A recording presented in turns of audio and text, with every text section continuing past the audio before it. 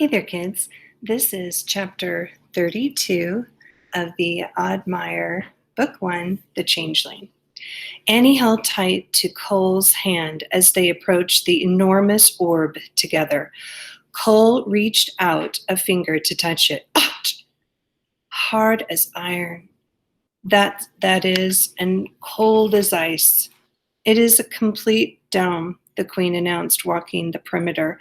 No holes or windows, except perhaps for where it overlaps the vines. Fable had already become a cub and was burrowing at the base of the dome where it touched down the forest floor. Fable, be careful, her mother chided. Don't get so close. Goes way down, Fable announced when she was a girl again. I couldn't feel a bottom. It's really cold. I don't like it. Did you hear that? Said Cole. Everybody stopped talking. Listen. The group fell silent. For several seconds, the only sound in the forest were distant bird calls and the steady shuffle of the wind blowing through the branches. Annie squeezed Cole's hand, and then the dome before them shuddered, the cracks sealing themselves as quickly as they had appeared. He's there! Annie shouted. He's inside! You're sure? The Queen had seen something within the globe. It might have been a boy, but it had been as shadowy as the dome itself. Annie threw herself at the dome, pounding and scratching, but she might as well have been attacking a glacier. Her hands tingled from the impact of each blow and the icy cold of the obsidian wall. In another moment, the great grizzly was beside her.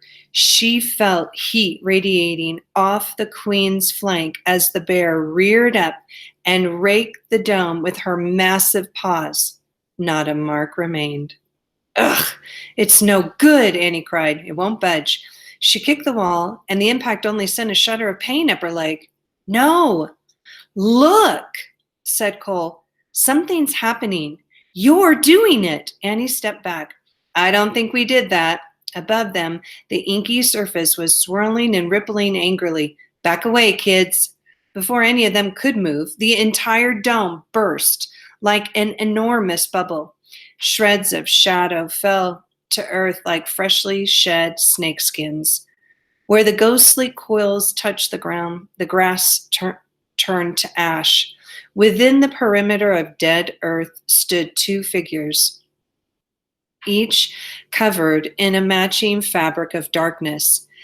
Tin! Annie cried. Tin did not turn toward the sound of his mother's voice.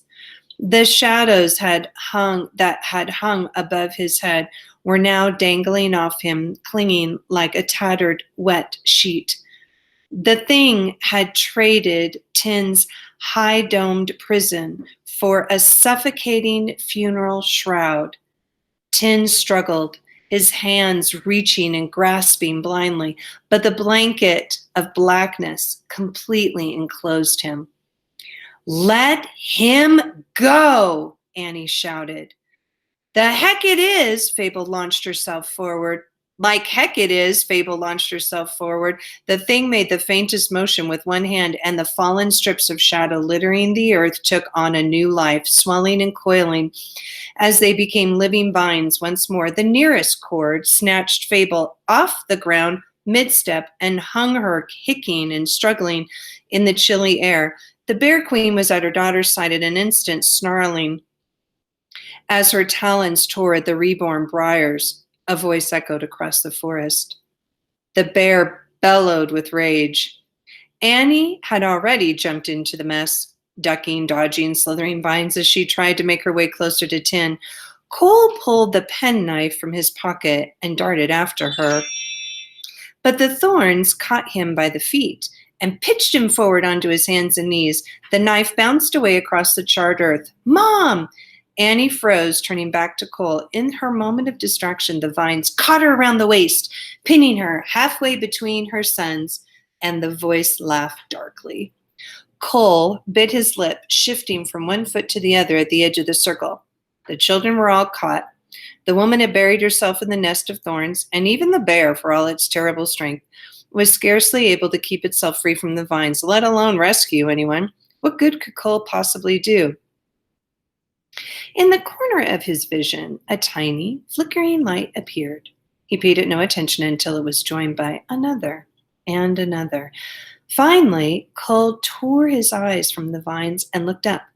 Emerging from the trees came one bald head and a second, and two bushy beards and a third, a dozen glowing candles, 20, 50. The hinky punks, gasped Cole as they began swarming through the trees to surround the circle of dead earth and slithering shadows. Where their candlelight touched the darkness, the vine shrunk back. Dangling sideways from the vines, Fable shook the hair out of her eyes. Hey, the hinky punks came back! Cole stood up for just a moment. He ceased kicking at the cords around his ankles, and he watched the figures filling in. Nah, just the hinkies, Cole whispered, behind the crowd of hinky punks. Oh, nah, just the hinkies, Cole whispered. Behind the crowd of hinky punks came flittering wings and the sound of heavy footsteps that shook the earth. A familiar face emerged from the throng. Candlebeard nodded solemnly as he stepped up to Cole. Silently, the hinky punk plucked the candle from his chest and held its flame to the dark vines at the boy's feet. The cords shuddered at the sudden heat, and the moment they slackened, Cole jumped free from their grip. No more, Candlebeard said. I let it take so many of them.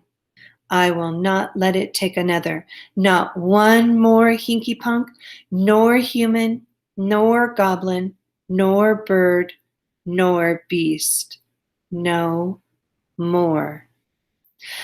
On every side, the forest was abuzz with sound. Cole could see creatures from all shapes and sizes emerging from the shadows, feathers and fur, horns and halos. He blinked up at the tremendous eagle, a snow-white stag, so pure it seemed to glow, and a muscular man with the lower body of a stallion. They all had come back to reclaim for the wildwood. The forest itself seemed to shiver at their return. Cole watched with a lump in his throat as one last faction crested the ridge.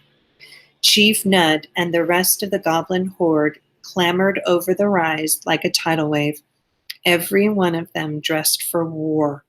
He could see his kinfolk, Bran and Gub, swinging the dwarven axes as he traded them in exchange for rare scrolls. Reddy, little pal, was wearing her prized boar skull helmet. Cole smiled. He had helped Pal fell that pig decades ago. That was when she had still been speaking to Cole, long before he had doomed them all with his stupid mistake. Chief Nud pushed through the crowd, and for a moment, tense moment, Cole braced himself for the usual crippling reprimand. Nud put a hand on Cole's shoulder. He spoke only 4 words. We're with you, idiot. The knot in Cole's throat tightened, and bubbling up in his chest, he felt a warmth he had almost forgotten he could feel, and he nodded, his eyes watering. We. It had been a long time since Cole had been a part of the we. Without speaking, he turned toward the thorny chaos ahead of him, and at the center of it all, his changeling needed him. Annie pulled in vain against the vines. Cole was free. That strange bearded man had released him. For the moment, her only concern became reaching Tin, making sense of a world in which the myriad figures emerging from the trees were real, would have to wait until her son was safe. Tin was still there in the center of the circle, still struggling against the shroud of darkness, but his movements had become slow and weak. Over his shoulder stood a horrible hooded figure. Its cloak melted into the vines, stretching out all around them and into the shadows that were choking her son, and Annie shivered. Vines as tough as iron chains had wrapped themselves around her wrist and her waist, her legs, and the harder she tugged, the tighter they clung. To Annie's left, a half a dozen little men with big bushy beards were busy with Fable's rescue. The great bear was beneath the girl when the vines gave way under the heat of the candle flames. So the Fable landed safely on her mother's back when she fell. To Annie's right, a flurry of motion erupted as Cole and a dozen goblins came bursting through the briars. "Clear 'em off," Cole commanded, and all at once the goblins were all around her. A particularly tiny goblin, wearing a pig skull for a hat, grabbed the vine at Annie's wrist. The scrappy creature tugged and gnawed on her pernicious coil until it finally released Annie and snapped around the goblin and said, "Success!" the goblin squeaked gleefully as the vine slowly pulled her to the ground. A fat goblin in a chain-mail vest grabbed hold of the thick vine around Annie's waist, soon found himself taking Annie's place as its victim. One by one, the goblins coaxed her bindings off of her and onto themselves until Cole was pulling with all of his strength at the last cord binding her ankles. "Cole, stop! Don't worry about me! Save Tin!" "I am, you daft woman," he barked.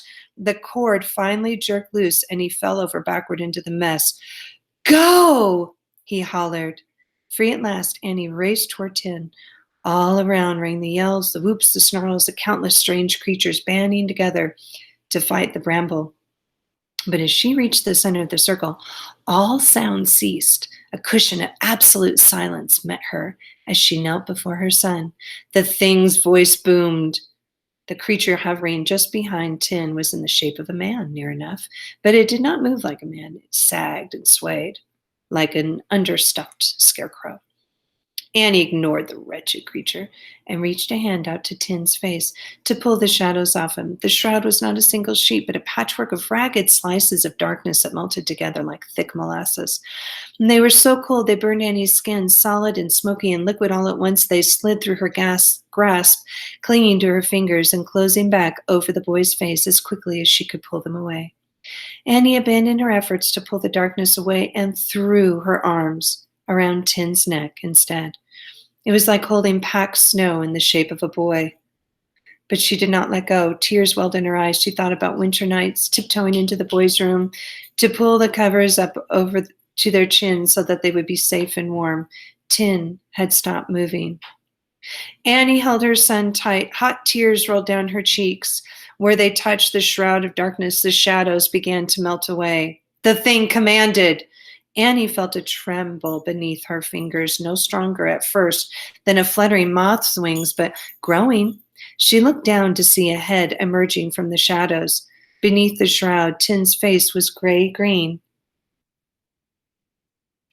As she watched, wicked thorns grew from his skin. She winced as the barbs pierced her arms, but she did not let go.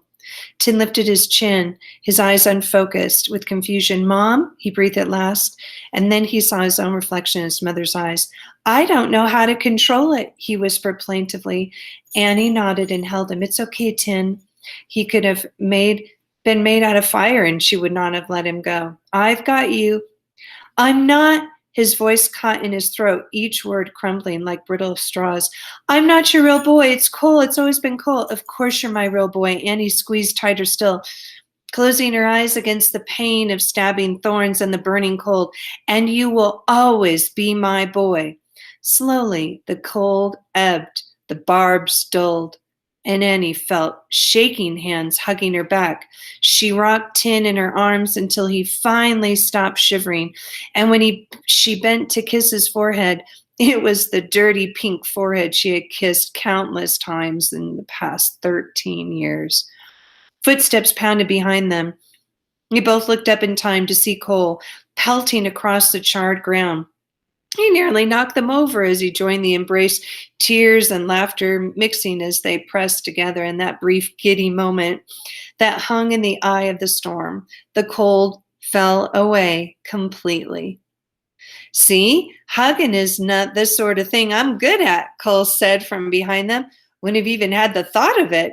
Just not a hugger." He limped to them, free of the vines, but not without a few fresh scars. He gave Tin a wink as the boy looked up at him. "Hello, lad. Nice to finally meet you properly." The thing's voice boomed across the forest, and the cushion of silence around them was gone. All around them, the commotion of creatures battling the bramble returned. "That's enough," cried a raspy, gravelly voice. Candlebeard stood atop a pile of vines, right behind the thing. It's over. The vines at Candlebeard's feet began to climb up his legs. He did not struggle against them. He only watched as they slowly circled his body. From behind their barbs, his little candle quivered. I did everything wrong, Candlebeard said, but it's never too late to do something right. Lights twinkled around the perimeter of the ashen circle as the other hinky punks silently observed the proceedings. He would be proud of you, Cole called across the vines. He would be proud of you. He would be so proud. The flame in Candlebeard's chest swelled. Your father would be proud of you too, he replied. You're a boy worth coming back for. The light expanded until Cole found he could not look at Candlebeard directly, and in an instant, the vines were aflame. From every side, dancing fires pulsed in concert with Candlebeard's, and soon the bramble was burning all around them. The heat stung Tin's cheeks, but even as the flames danced above their heads, a curious calm came over him. The fear and anger melted away, and in their absence, he regarded the thing with new eyes. The wretched creature looked very small now. It pulled the shadows closer, like a child tugging the blankets up to its chin. I saw you, said Tin softly. I saw what you are underneath. It's okay. You don't have to be afraid anymore. Spat the thing. Its cloak of shadows were falling to pieces, molting, shrinking before Tin's eyes.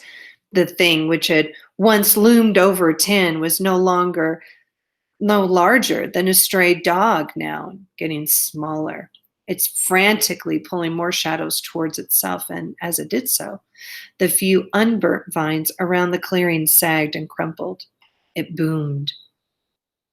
Tin nodded. I was afraid of all sorts of things. The woods and the witch and the wild animals, and I was afraid of you, and I'm not afraid now. You don't have to be afraid either. The echoes had left the thing's voice, and it sounded much smaller now. Indeed, looked like little more than a city house cat in a pile of old black socks. Since the shadows dropping away from it, melting like rivers of ice, in flickering firelight. You're not in that place anymore, Tin told it. You are free. The last of the shadows finally fell away, and the thing stood before them, naked and shivering. It was no larger than a mouse, its snout pointed like a shrew's, its ears drooping and tattered. The fire was already beginning to die down as quickly as it had started. The only motion from the vines was the occasional pop of a spark and the setting of the charred remains. The bramble was dead. In the drifting ashes, the tiny, defeated thing quivered. Tin leaned down and tenderly scooped up the trembling creature. He could feel its tiny heart racing. I didn't want to believe that we were the same, he whispered to the thing. But you were right. I come from an in-between place too. Only nobody ever came for you, did they? That isn't fair. The thing wiggled to free itself, but Tin cupped its hands together to contain it. You did terrible things. It's not up to me to forgive the things you did. But I am sorry that you suffered. You didn't deserve that. You didn't deserve to be turned into this. The trembling thing turns its eyes to Tin, twin beads of glistening black, and then ever so gingerly it opened its mouth and chomped down hard on the round part of Tin's palm. Ow! Tin dropped the thing, and it raced away amid the vines. Osh! Get back here, you wee demon! Cole scampered after the creature, swatting and stomping at it fruitlessly as it flitted away under the ashen embers. Tin rubbed the place where the thing had bitten him. It felt sore and strangely hot. The weight of the day's adventures felt like it was pressing down on him all at once and making his head swim. Are you okay? Cole was saying, but his voice sounded far away. Tin looked at his palm. The skin was soft, the soft as fabric on his mother's dress. It rippled and became a drab green again, and then the rich brown hair sprouted along his arm. He could do nothing to control the changes. Tin was finding it harder and harder to breathe. His knees wobbled, and a moment later he felt his mother's arms holding him again. He leaned into her. Even in the middle of the deep, dark forest, his mother smelled like baking flour and honey and home. He smiled blearily. He wanted to speak, but the words got lost before they ever found his mouth. What's happening to him? Annie said. My changeling, Cole said reverently, is coming back. Tin managed to turn his head to face the goblin. The whole forest was spinning. When all this is done, y'all look like you're all supposed to be, lad, the goblin told him. Kin and kind. Y'all finally be with us be one of us again. Y'all be the best of us. He gave Tin a toothy smile that he probably hoped was reassuring. Tin felt something, but he was not reassured. His tongue ran along the sharp teeth in his mouth, and his stomach twisted. He turned his glistening eyes back to his mother's face. She was fading in and out of focus. Tin was losing her. He wanted to speak. He wanted to call out before she faded away forever, but his throat was too tight and his mind was too muddled.